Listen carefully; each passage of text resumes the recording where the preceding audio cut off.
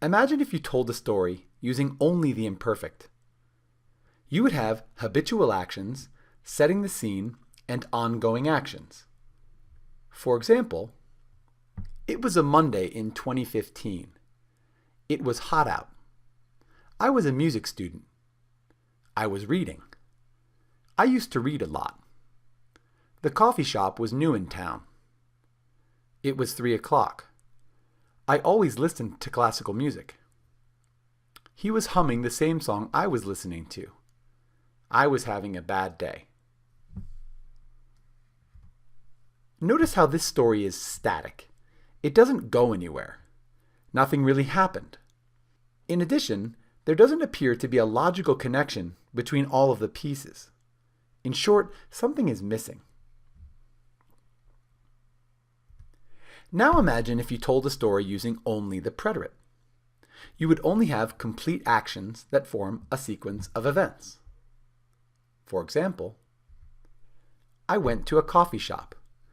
I ordered an iced coffee. I opened my book.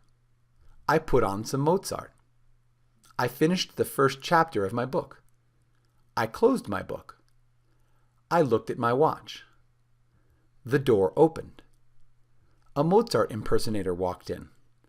I laughed and immediately felt better.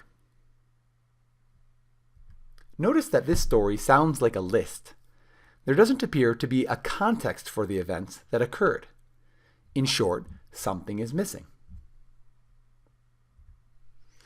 Now let's combine these two stories to see what it sounds like with the preterit and imperfect. It was a Monday in 2015.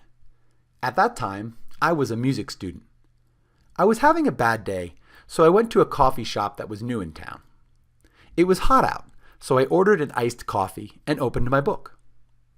While I was reading, I put on some Mozart. I used to read a lot, and I would always listen to classical music. When I finished the first chapter of my book, I closed my book and looked at my watch. It was 3 o'clock. Just then, the door opened and a Mozart impersonator walked in. He was humming the same song I was listening to. I laughed and immediately felt better.